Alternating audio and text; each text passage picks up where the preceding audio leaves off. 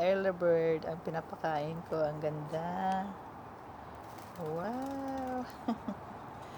Every morning I feed them.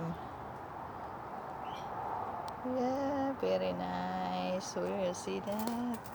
Oh, very nice. They are come from the tree, up in the tree there, then go down. I feed them every morning, noon time, and only noon time, twice a day. Twice a day I feed them. Wow!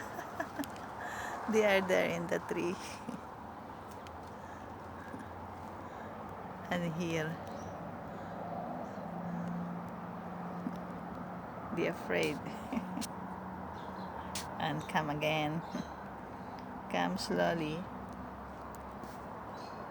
You see that? Come, come, come, eat.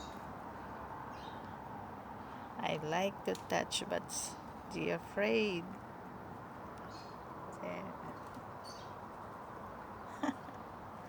Yeah, you eat.